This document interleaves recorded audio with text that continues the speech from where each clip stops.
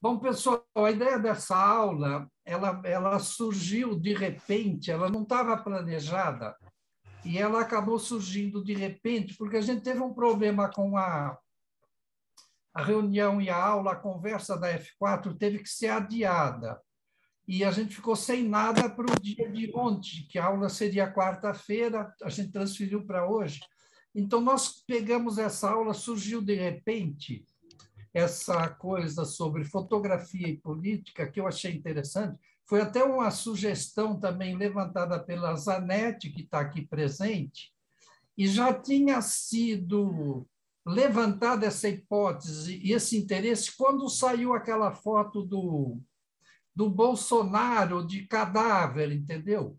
Houve muita polêmica, alguém publicou no nosso grupo, eu reclamei, outras pessoas reclamaram, e se levantou a possibilidade de discutir o uso político dessas fotografias. Eu achei importante, embora essa coisa de ficar só em cima do Bolsonaro me incomodava. Nos últimos 10 dias surgiu um fato novo, que eu acho que foi muito bom, que criou finalmente um contraponto que gerou o interesse dessa aula, que foi a foto do Ricardo Stucker, do Lula bonito, saudável, casado com a mulher, uma cena romântica, uma lua cheia de fundo, ele mostrando uma saúde e o que essa imagem provocou nas hostes bolsonaros, né? De repente, aquilo de repente criou um contraponto entre aquela imagem do Bolsonaro deitado, de olho fechado, e uma imagem muito positiva do Lula desse lado. Eu falei, bom, agora tem o contraponto, tem essas duas linguagens, acho que agora vale a pena trazer essa discussão da fotografia e política, trazer à tona. A gente tem elementos, tem argumentos, e aí a ideia da aula se formou, né, surgiu, e nessa vaga, nesse adiamento, nessa transferência da aula da F4, ela foi oportuna para esse momento agora. Então, eu vou começar compartilhando telas. A gente, como sempre, vou fazer essas amostras gerais e no final a gente abre para todo mundo conversar e perguntar. Vou compartilhar a tela um instante só.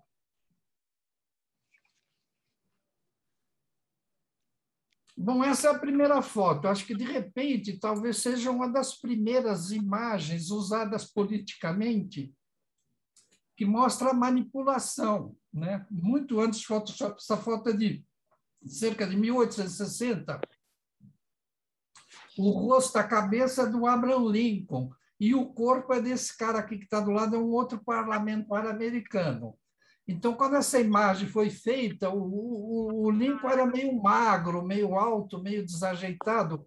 Eu imagino que ele não era uma imagem de uma liderança que funcionaria muito bem para o país, né?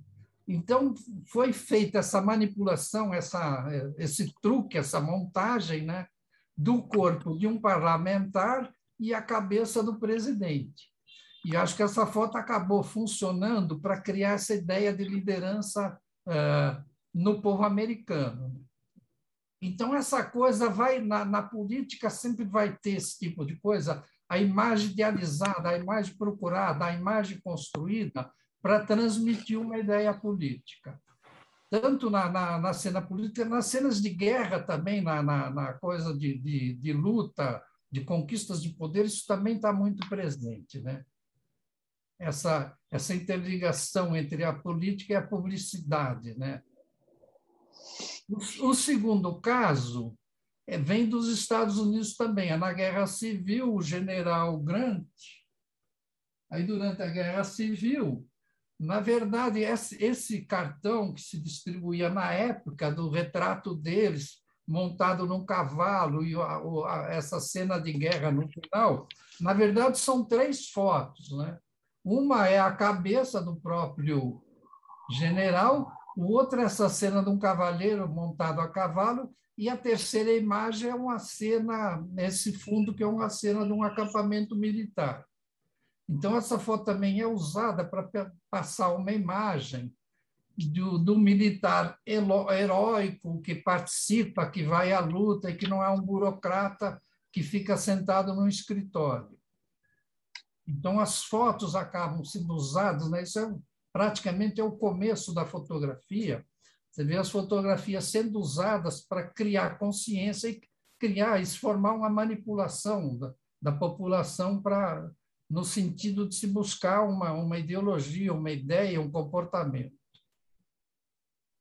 A terceira imagem vem aqui, é uma sugestão do Rubens, pena o Rubens não pôde, ele ia estar aqui, ele ia me ajudar nessa conversa.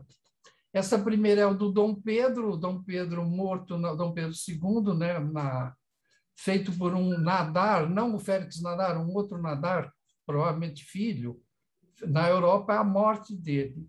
E essa segunda é o Antônio Conselheiro morto em Canudos, na Bahia. Isso aqui serve como uma espécie de aperitivo para uma ideia de uma conversa com o Rubens que pode rolar mais para frente. Por exemplo, o Rubens me fala que essa foto do Canudos, quando o Antônio Conselheiro foi morto em Canudos, ninguém acreditava na morte dele.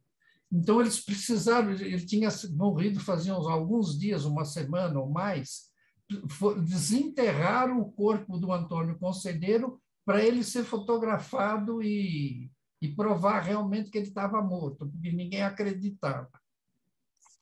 É interessante porque esse tipo de discussão colocado aqui, a gente vai retornar a esse tema de que você não mostra o morto, é como se o morto estivesse vivo. Isso vai vir em 2000 e pouco, é uma discussão que vai acompanhar e vai vir até momentos atuais.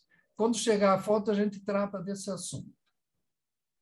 A segunda começa, aí a gente já muda de século, logo depois de 1917, Revolução da Rússia, né? O Lenin, importante, o Trotsky, o segundo homem do governo, né? O Trotsky foi o criador do Exército Vermelho soviético, era um cara importante.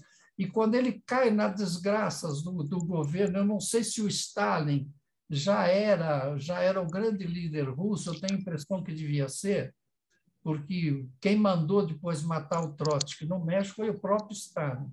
Então, é aqui quando eles começam, como eles apagam a figura do Trotsky, de um outro líder bolchevique, é apagado da fotografia. Então, é gozado que nos Estados Unidos você começa a acrescentar fotos para formar uma imagem, né? Um ideal daquela pessoa, daquele personagem. E nos Estados Unidos, na Rússia, você começa a eliminar personagens da foto para fazer as pessoas serem apagadas da história. Em seguida, por exemplo, essa foto também, você vê que está o Stalin. É interessante que ao lado dele, esse cara de óculos, de chapéu e gravata, à esquerda do Stalin é o Molotov. Molotov, vocês devem saber, o coquetel Molotov foi inventado em homenagem a esse Molotov, né? E esse Iezov cuidado, devia ser um Ministério do Interior, alguma coisa assim. Quando ele cai em desgraça junto ao Stalin, ele é fuzilado. A partir do fuzilamento, ele é eliminado das fotografias. O Molotov é interessante citar, quando na Segunda Guerra Mundial a Rússia invade a Finlândia, porque era um dos lugares por onde os nazistas chegaram a um ponto vulnerável para atingir algumas cidades russas, né? Então, uma coisa importante, os finlandeses criaram um coquetel, uma arma, que causou grandes estragos nas tropas russas, e foi chamado de coquetel Molotov, porque era em homenagem a esse... Era quase como um presente que eles davam para esse russo Molotov, era o coquetel Molotov, que é usado hoje em todas as manifestações estudantis no mundo inteiro, o coquetel Molotov. Era dirigido a esse personagem do governo russo. Então, de novo, a mesma situação, se apaga os personagens quando eles caem em desgraça. Aqui, a gente já mostrou o capitalismo alterando imagens, mostrou o comunismo alterando imagens, e o nazismo, no caso em cima, o Hitler e o Rodolfo Hess. O Rodolfo Hess era vice-presidente alemão, né? Então, ele desaparece, é uma coisa mal explicada até hoje. Ele vai para a Inglaterra num voo e nunca mais volta para a Alemanha. Então, ele passa a ser, foi considerado traidor e passa a ser apagado das fotografias. No caso aqui, é uma fotografia que ele está ao lado do Hitler. E embaixo, uma fotografia do Mussolini, que a foto foi feita, o Mussolini heróico, sentado no cavalo, a tomada é um pouco de baixo para cima, para mostrar a grandeza do líder fascista, e o cavalariço está segurando o cavalo para o Mussolini não cair. Então, na foto à esquerda, o personagem está apagado, a foto está limpa, para mostrar a ideia. Eles até criam uma certa nuvem, um céu mais dramático nessa foto. Então, aí são dois exemplos, fascismo e nazismo, também manipulando as imagens com o objetivo de político e com objetivos de controlar o comportamento da população, de criar uma ideologia. É isso. O que está acontecendo?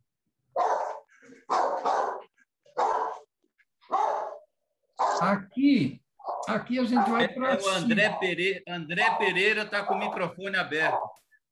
André Pereira, desligue seu microfone. Desligou. Aqui na China, o Mao Tse-tung ele conquista, né, o Partido Comunista vence a Revolução Chinesa em 1949. Então, aqui é uma foto do Mao Tse-tung, à direita, com alguns personagens, que depois esse que está totalmente à esquerda, o Peng Hu, ele se torna...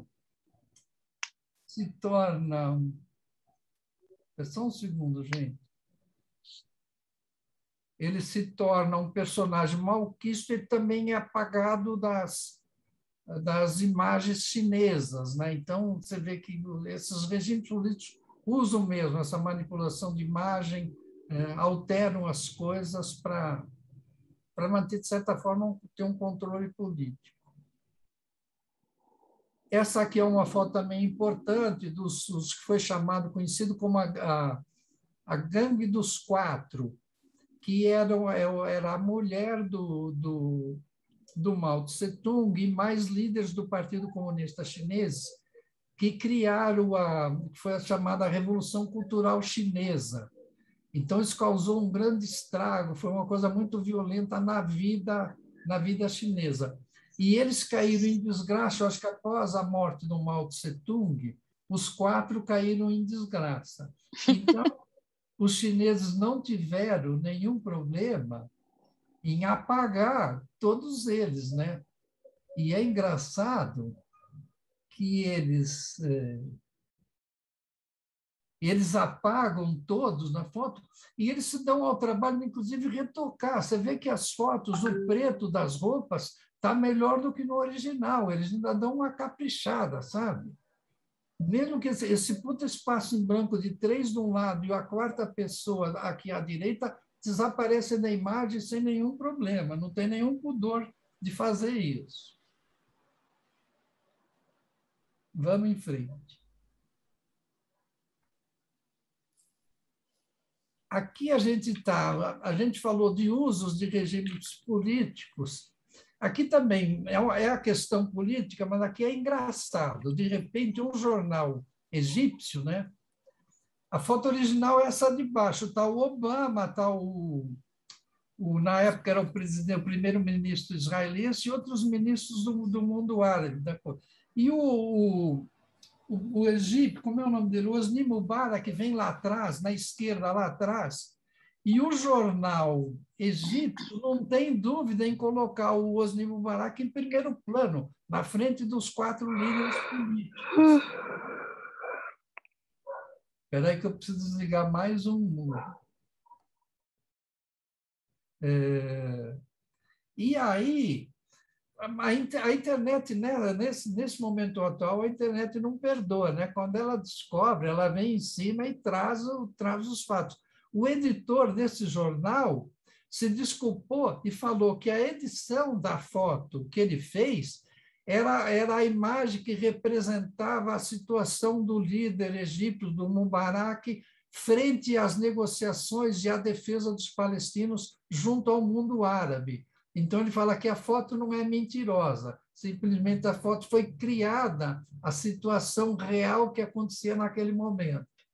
Então, você vê que, de repente, quando você quer desculpar uma alteração, você tem meios e argumentos de trazer essas desculpas para a discussão. E aqui a gente entra num caso de... Quando a manipulação é usada, ela não está ligada a um personagem, a um regime, a uma questão política, mas ela visa a despertar e a seduzir os leitores, né? Aqui houve um ataque terrorista num templo do Luxor, no Egito, e 58 turistas foram mortos. Então, um tabloide suíço não teve dúvida. Essa água escorrendo do templo foi transformada em sangue, né? Você vê que os caras pintaram, inclusive eles deram uma saturação na cor, né? Eles alteraram a imagem e criaram uma imagem que provavelmente chamou e atraiu muitos leitores do jornal, né?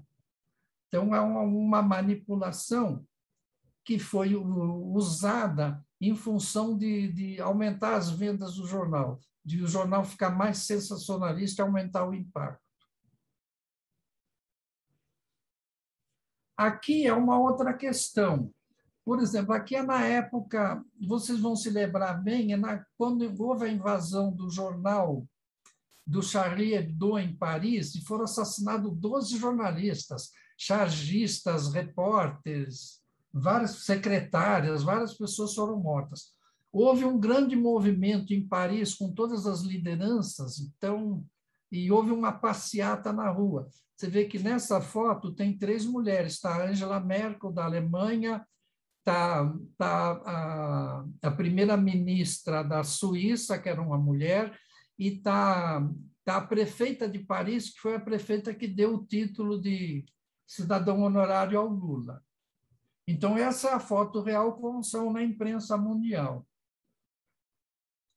E aqui é a foto de um jornal, deixa eu ver o nome do jornal. É um jornal israelita, ele é ligado ao grupo ortodoxo, politicamente ortodoxo. Eles, por exemplo, eliminaram as mulheres da fotografia. As 3 mulheres sumiram, porque eles fazem a defesa de que as mulheres... Isso vocês vão ver que é muito a defesa da direita. A direita defende sempre que as mulheres devem se cuidar de casa, de filhos, de comida, que as mulheres devem voltar ao passado, a ser donas de casa, né? Então, você vê que esses radicais de direita têm muito essa posição. No caso aqui, um jornal israelense que nunca vai colocar as mulheres em primeira página, eles negam essa presença da mulher. Então, é mais um caso de manipulação.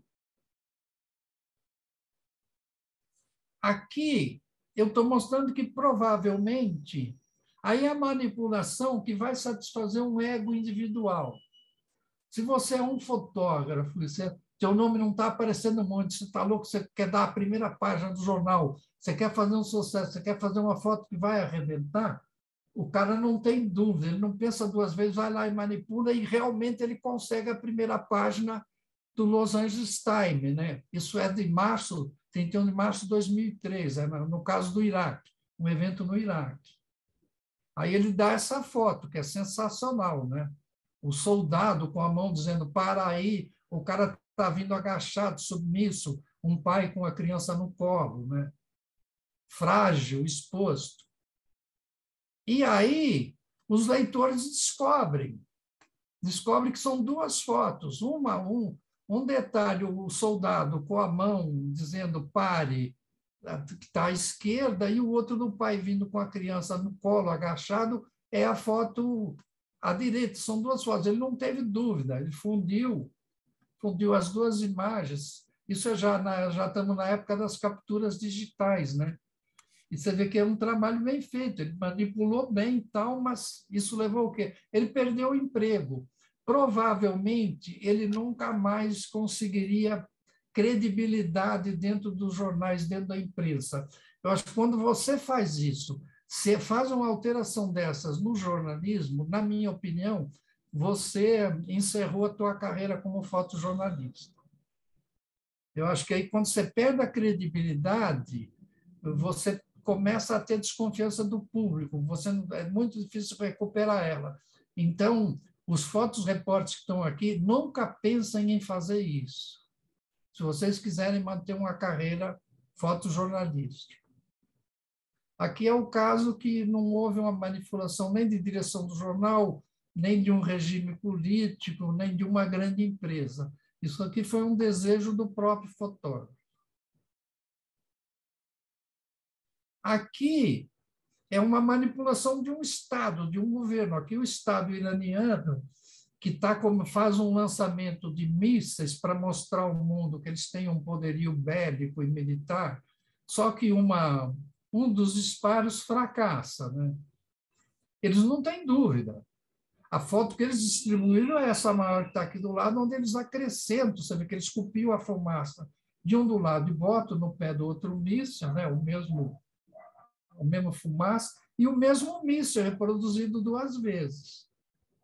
No momento em que a gente tem uma internet, que os caras vasculham tudo, pesquisam tudo, essas coisas acabam sendo descobertas e acabam sendo reveladas. Você vê que a maioria das fotos que nós mostramos aqui, todas foram reveladas, as fraudes apareceram, então é muito difícil você manter isso em segredo.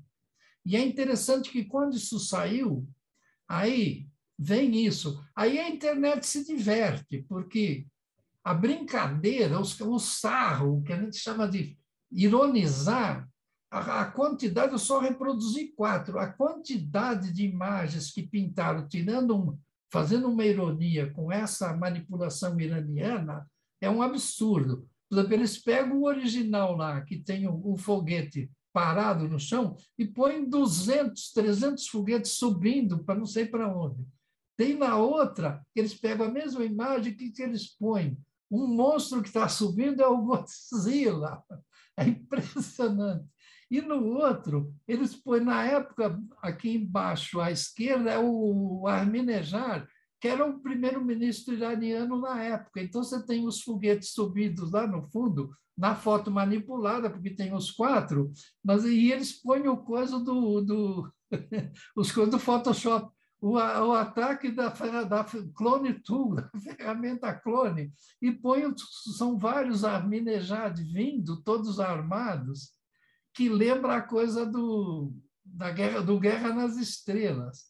E aqui uma outra desses personagens da história em quadrinho, com um guarda-chuva, e de um lado estão subindo os 4 mísseis iranianos, né, manipulados, e do outro lado estão vindo 300 mísseis em direção contrária para bombardear o chão. Então, é interessante que a internet pega essas coisas, quando descobre, eles não perdoam. Né? Isso eu acho legal, entendeu? Que as pessoas descobrem, ironizam, brincam, tiram sarro. Vamos ver quem vem agora. Aqui, essas 2 eu reproduzo porque é uma coisa que me preocupa.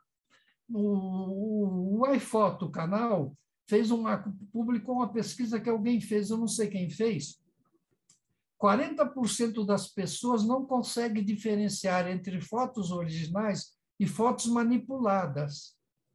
E realmente, você vê que situação, nós que somos fotógrafos, a gente já tem um olhar mais treinado, mais preparado, a gente já mexe com isso, a gente já percebe que a nitidez na foto do Putin, ela está diferente da nitidez dos outros.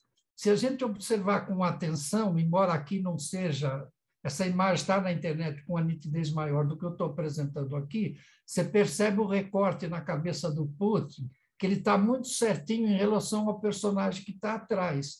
Mas é muito difícil você perceber. Para a pessoa saber se aquilo é falso ou verdadeiro, ela vai ter que ter um conhecimento de técnica fotográfica que nem todo mundo tem, de origem de luz, de detalhes de nitidez, nitidez entre uma foto, entre um fundo. Então, a gente entrou num mundo que essas fotos manipuladas vão existir, vão ser feitas, e vai ser difícil o grande público conseguir distinguir o que é real e o que não é real, a não ser que se consulte, como hoje tem no Brasil, via dentro do Facebook, essas agências que acabam dando ajuda, isso é falso, isso é verdadeiro, isso é falso, isso é verdadeiro. A coisa, eu acho que a gente vai entrar num mundo onde essa confusão vai aumentar, não vai se facilitar, não. E aqui, isso é uma sugestão também do Rubens, que eu não ia usar na nossa palestra, mas ele manda a sugestão das duas, eu resolvi colocar.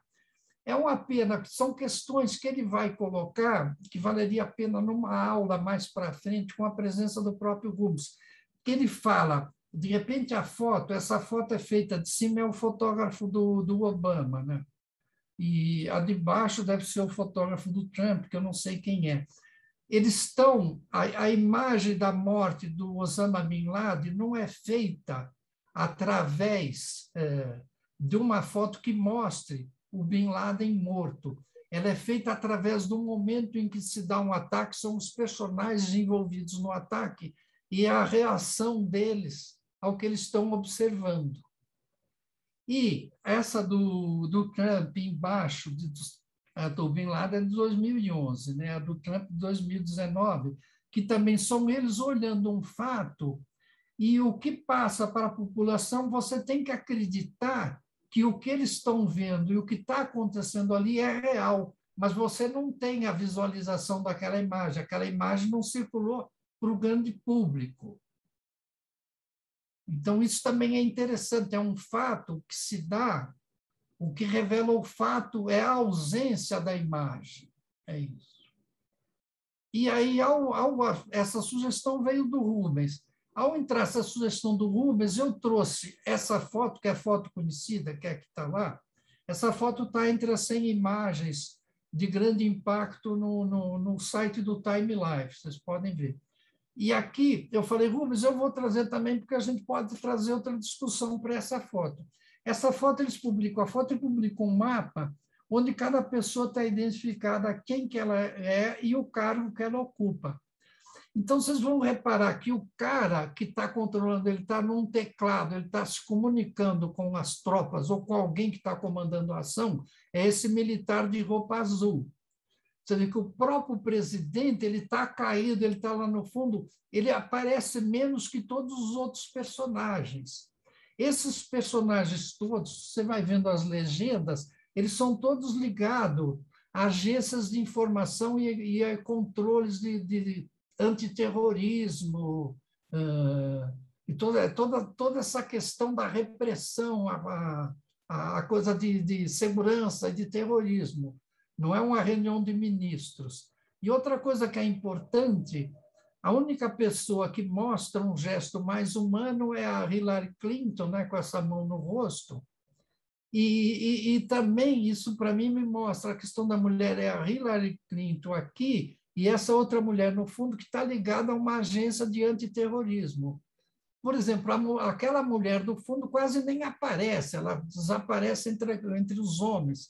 E a Hillary Clinton aparece pela posição que ela tinha. Ela foi mulher de um presidente americano durante 2 mandatos, né, do Bill Clinton. E aqui ela está como secretária de Estado. Então, ela tem um destaque pela posição que ela tinha no governo americano. Outra coisa também que vale mais para frente, se a gente for fazer uma ideia do Rubens que está de pé, a gente vai conversar, isso aqui vai surgir. Por que esses 6 estão sentados e os outros em pé? Seria legal também ver a diferença de cargo entre eles. Outra coisa que seria importante discutir, essa foto foi distribuída pela área de imprensa da Casa Branca. Aqui, não dá para perceber, mas na imagem que está no site da Time Life, você vê que essa imagem foi toda pixelizada. Devia ter alguma imagem aqui, em cima desse computador, que tinha alguma coisa que não poderia vir a público. Ou seja, são várias leituras que a gente vai fazendo com as imagens que circulam. As imagens sempre, às vezes pela ausência, elas mostram a presença pela ausência. Então, é isso. Mas isso é uma aula que acho que para frente vale a pena tocar nesses tipos de assuntos. O que se mostra e o que não se mostra. E aqui a gente vai entrar uma questão importante, que eu acho que a gente vai chegar no Brasil, e que aqui eu acho que é uma coisa para a gente pensar a respeito. Esse é o grande fotógrafo do Hitler, que era o cara, o Heinrich Hoffmann, que fazia as fotos. Ele era o fotógrafo oficial do Hitler. Nenhum outro fotógrafo chegava tão perto do Hitler quanto ele. Isso é um ensaio feito de forma reservada, que o Hitler fazia estudos gestuais, comportamento que ele iria usar nos comícios. Entendeu? Então, você vê que tudo que o Hitler fazia era tudo calculado, tudo pesquisado, tudo analisado, tudo estudado. Não era uma coisa gratuita, era uma coisa muito elaborada. Então, você vê que esses gestos que ele está fazendo são coisas que vão causar impacto num discurso público para grandes publicações, vão despertar, vão chamar atenção, vão criar empatia, vão criar sincronicidade, ou o que seja. E a segunda, também do Heinrich Hoffmann, já ele em público, ele usando as coisas que ele fazia na prática, ele praticava antes para depois aplicar. Isso aqui eu dei um print screen num artigo muito importante que saiu no El País, na Alemanha, da Espanha, que ele pergunta, mostra essas fotos, por que a Alemanha é um país com um dos melhores sistemas de educação pública e a maior concentração de doutores do mundo na época sucumbiu a um charlatão fascista? Então, eu estou trazendo essas coisas porque vocês vão ver a relação e a similaridade, a coisa parecido com a situação que a gente vive atualmente no Brasil. Aqui, essa foto também é uma das mais famosas do Heinrich Hoffmann. Essa está também nessa edição das 100 imagens do Time Life, que causaram muito impacto, né? Então, você vê que o Heinrich Hoffmann era um cara, ele dominava a técnica fotográfica, ele não era... Ele sabia como fazer uma fotografia, sabia como fotografar. Então, você vê que aqui, o único cara, os personagens estão todos de costas, eles quase não existem, né? Quem vem em primeiro plano, distanciado de todos os líderes nazistas, o Hitler vem na frente, o pé dele está levantado, não está pisando, quer dizer, ele vai pisar, ele vai andar, ele está vindo, ele não está imóvel. E ao fundo aquela massa imensa, né? Então você vê que era uma foto. O Heinrich Hoffmann fazia muitas fotos que depois eram virados selos, cartões postais impressos, cartazes, era tudo usado na propaganda nazista.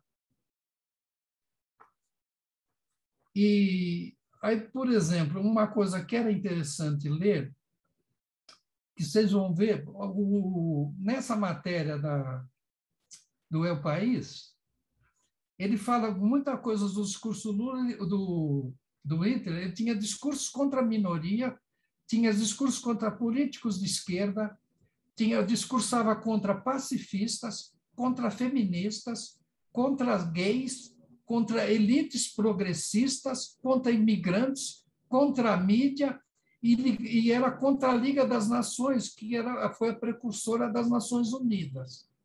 Vocês não acham, vocês não vê, esse discurso não está presente atualmente nas direitas do mundo moderno, tanto brasileiro quanto do Trump, americano, e mesmo da direita na Europa. Você vê que esses discursos da direita no mundo, eles vão sempre circular em torno dessa temática, né? Sempre dessas questões, sabe? Muita liberdade, tolerância, direitos democráticos, gays, sabe? Emancipação feminina. Eles vão sempre bater nesses discursos e sempre defender um retrocesso.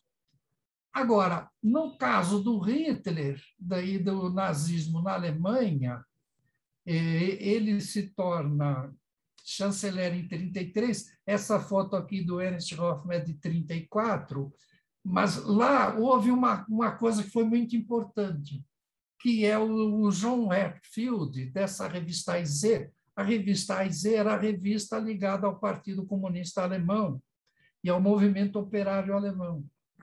Então, eu tenho que elogiar a ousadia e a coragem que esses caras tinham de fazer essas revistas, de enfrentar o nazismo. Eles fizeram isso na Alemanha antes do Hitler ascender ao poder. Quando o Hitler ascendeu, eles foram editar a revista na Tchecoslováquia. Quando o Hitler invade a Tchecoslováquia, eles se retiram, tentam fazer a coisa na França, mas também não dá muito certo, porque os nazistas também em seguida vão invadir a França. Mas, de repente, você vê o John Herzfeld já põe ele como um marionete dos grandes capitalistas alemães, entendeu? E fala do discurso que já circulava nessa época, fala, ele é tosco, ele é um idiota, ele é isso, ele é aquilo, e nós vamos controlar ele. Quando ele assumiu o poder, nós vamos controlar e enquadrar ele. É um discurso profundamente presente no Brasil nos últimos 2 anos e que ninguém conseguiu controlar. Então, o John Herzfeld tinha uma visão mais avançada. Tão avançada que ele já coloca a questão que parte do cristianismo, o próprio Papa em Roma apoiou o nazismo, mas o John Herzfeld faz uma ilustração onde ele ressalva e põe à parte a mensagem do Cristo, que era humanitária, que era de igualdade. Então, essa mensagem, quer dizer, a cruz ainda não era suficientemente pesada. Então, eles estão colocando mais madeiras e colocando o símbolo da suástica na cruz cristã. E nessa aqui eles estão falando, ele está fazendo uma fotomontagem, está faltando manteiga no seu pão, faça isso com os judeus.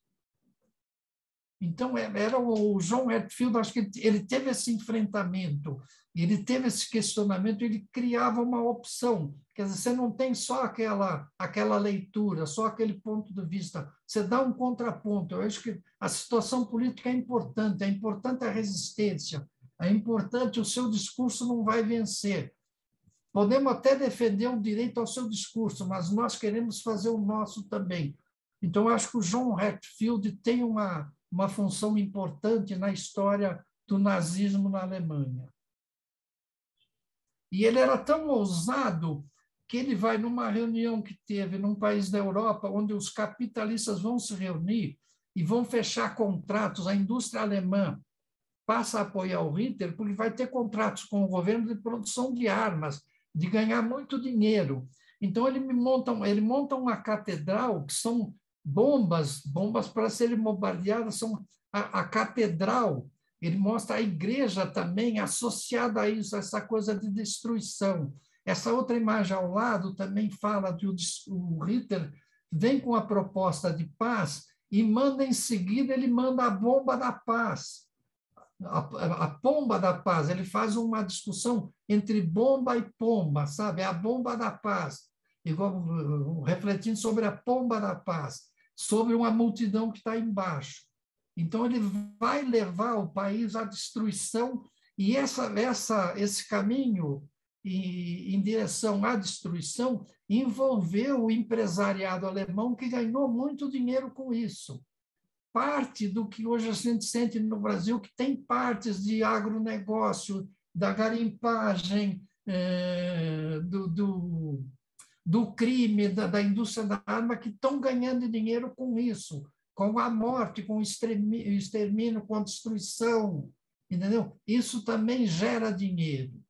E eu acho que o John Herzfeld coloca isso de maneira muito bem. E aqui no final, essa chamada aqui no final que ele dá, essa ilustração para mim é genial demais.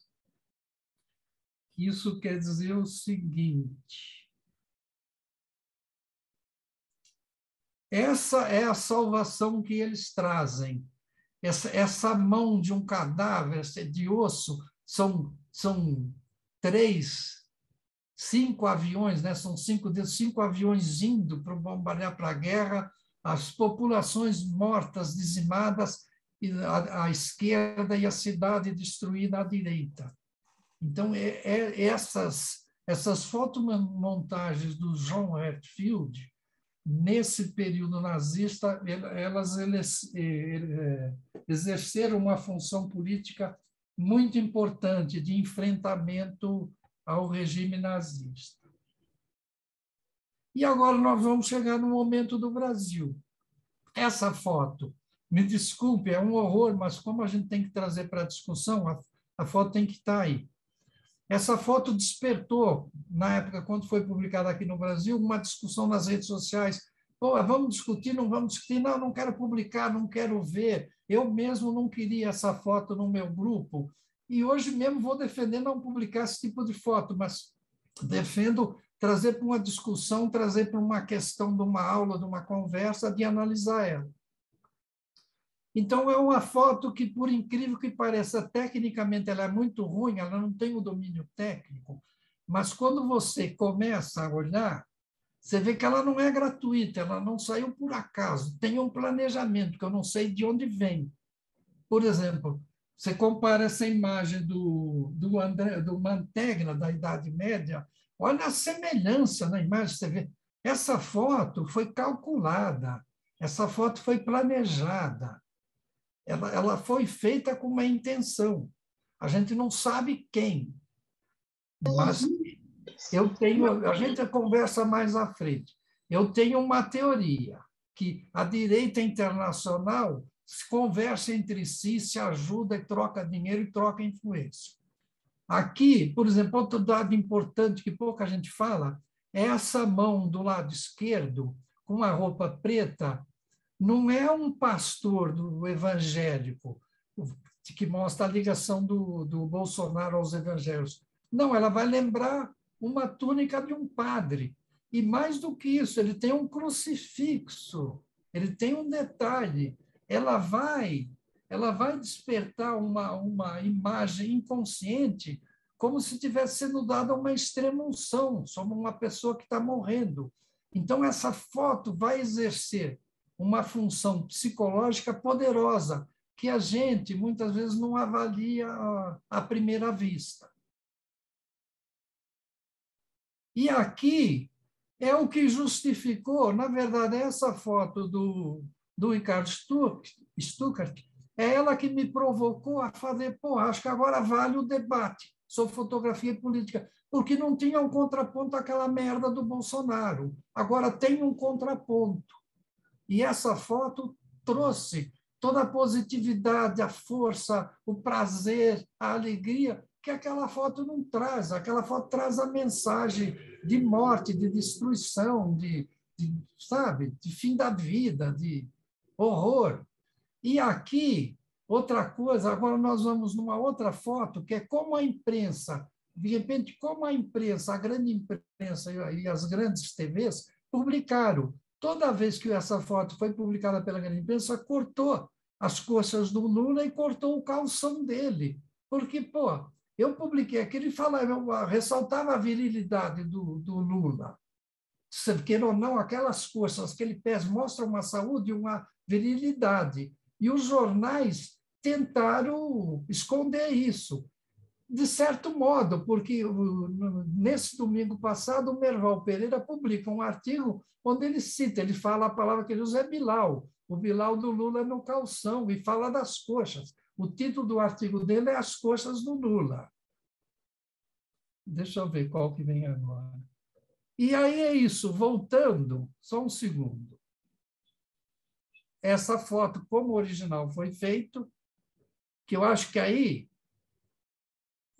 na minha opinião, finalmente cria um contraponto no país. A gente demorou, a gente chegou num ponto agora que tem duas opções visuais do caminho político que se apresenta para a população brasileira, entendeu? De repente, eu tenho o maior respeito pelo Ricardo Stuckert, Pô, eu acho que quando ele criou essa imagem, ele criou um ícone que não existia até então, entendeu? De repente, essas duas frases, eu vejo muito nas redes sociais, mas essas colocações é muito dada por psicólogos, psicanalistas e filósofos, né?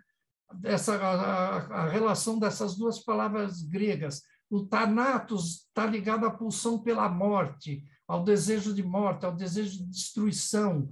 Aí essa imagem também, e essa palavra, e essa thanatos, me lembram a frase que o Franco, o ditador espanhol, usava muito. Ele falava, viva la morte, né? O cara exaltava. Como é que alguém fala viva a morte? É uma contradição. E do outro lado você tem o Lula, o Eros, a palavra grega é a pulsão pela vida, é o desejo de felicidade, é o desejo de amar, é o desejo de viver, é o desejo da alegria, é o desejo de ter uma vida plena. Então, eu acho que, de repente, nós chegamos num ponto do Brasil, vamos partir agora por uma manifestação do dia 7, que hoje a gente tem dois ícones visuais que podem se apresentar o que tem pela frente. De um outro lado tem cadáveres mortos, cemitério, floresta queimada, minorias destruídas, negros assassinados, gays massacrados, e do outro lado a gente tem a possibilidade de educação, escola, emprego, comida na mesa, felicidade, alegria, namoro, prazer, sabe? E integração com a natureza, felicidade. Então, era isso que eu queria terminar para vocês. Para uma discussão mais aprofundada desta foto, veja o vídeo Ricardo Stuckert, Escola do Olhar.